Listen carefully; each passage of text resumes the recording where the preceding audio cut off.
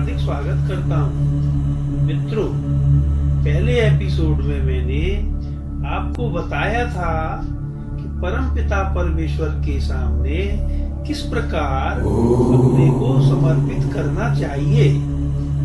आज मैं उसी विषय को आगे बढ़ाते हुए बताऊंगा कि परमात्मा हमेशा हमारे साथ ही रहते हैं, हमारे अंदर आत्मा के रूप में, क्योंकि आत्मा परमात्मा का ही अंश है।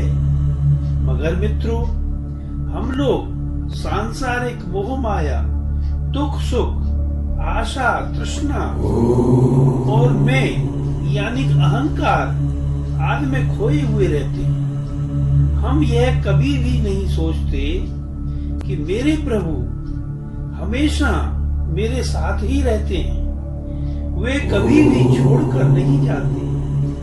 उनको छोड़कर जाने का अर्थ है हमारी मृत्यु। मित्रों, वे हमेशा समय समय पर हमें बुरे कर्मों से बचाने के लिए चेतावनी देते रहते हैं, परंतु हमारी आत्मा के ऊपर मोह माया आदि सांसारिक बंधनों एवं सांसारिक व्यस्तता का पर्दा पड़ा रहता है और हम उनके इशारे को नहीं समझ पाते हैं। यही हमारी अज्ञानता है। मित्रों, सत्संग इसी अज्ञानता को दूर करके हमें हमारे प्रभु से जोड़ता है। मित्रों, मैं आपको बताऊंगा कि हमारे प्रभु परमपिता परमेश्वर किस प्रकार हमेशा हमारा ध्यान रखते हैं, मगर हम मूर्ख ज्ञानी लोग उन्हें नहीं पहचानते।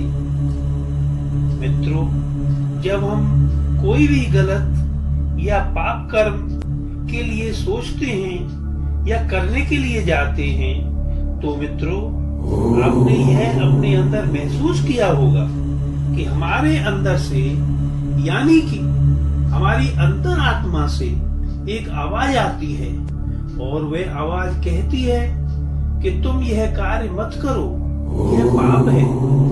मेरा मतलब है कि एक बार अपना मन आपको उस पाप कर्मों को करने से मना करता है, यानी कि रोकता है, परंतु मित्रों, आप उस आवाज का गला दबा देते हैं और जो भी आप गलत कार्य करने जा रहे होते हैं उसे कर डालते हैं, मगर उस पाप कर्म के या गलत कार्य के हो जाने पर बाद में पछताते हैं कि हमने पहले अपने मन की बात नहीं सुनी और यह सब हमने अज्ञानतावश कर दिया।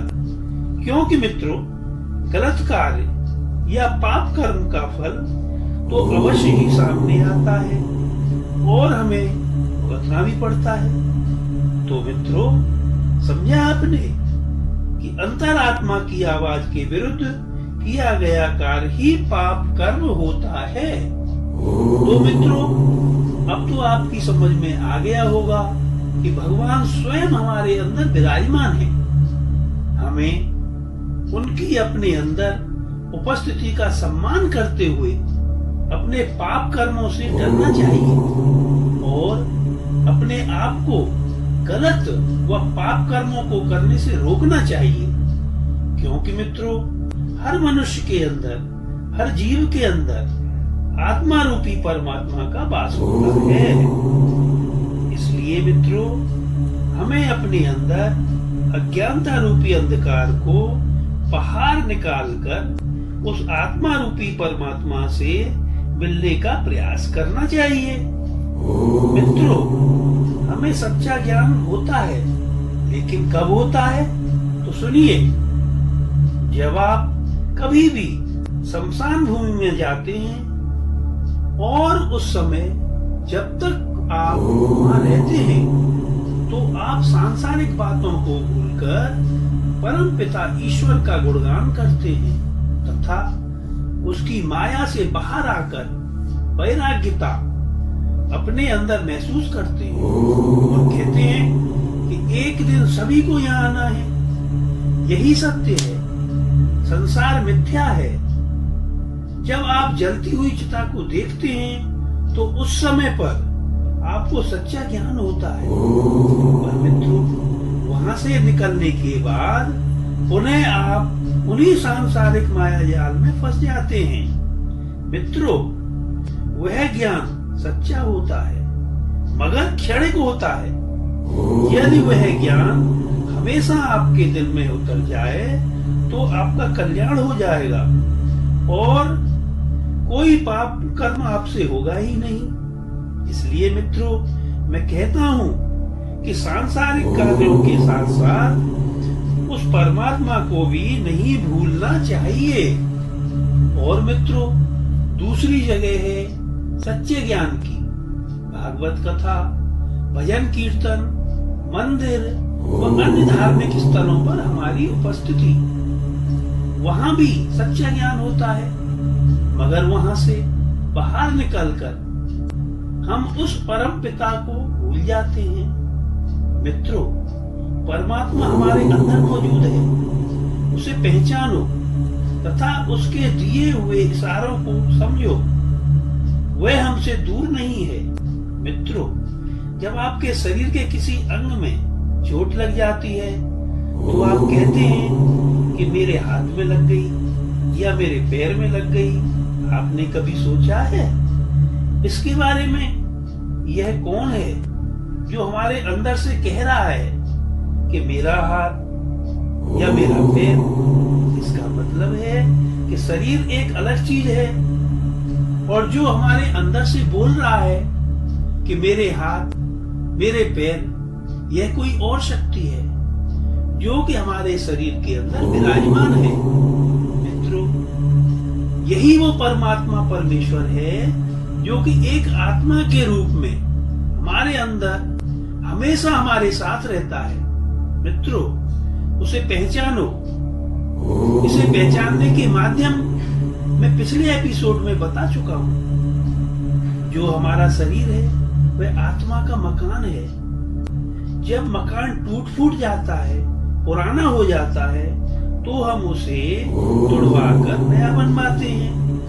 मित्रों मकान टूटता है, फूटता है, पुराना होता है, मगर हम फिर भी उस मकान में सुरक्षित रहते हैं। इसी प्रकार आत्मा भी जब इसका मकान यानी कि हमारा शरीर पुराना वृद्ध हो जाता है तो आत्मा उसे छोड़ जाती है, जिसे शरीर की मृत्यु कहते हैं, तथा आत्मा पुनः पुनर्जन्म ले लेती है और दूसरे नए मकान में चली जाती है।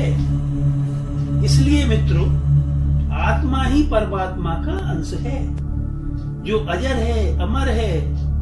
मरता तो शरीर है, आत्मा नहीं। इसलिए मित्रों आत्मा रूपी परमात्मा से रिश्ता जोड़ो और हमेशा खुश रहो।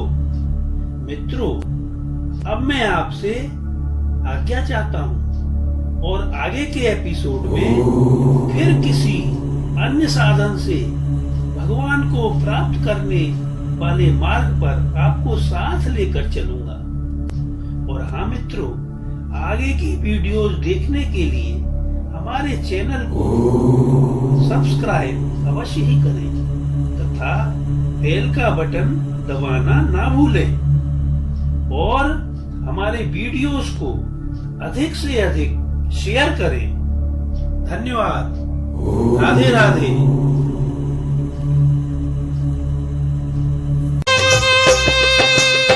मुक्ति का कोई तू जतन कर ले, मुक्ति का कोई तू जतन कर ले, रोज थोड़ा थोड़ा हरि का भजन कर ले, रोज थोड़ा थोड़ा हरि का भजन कर ले।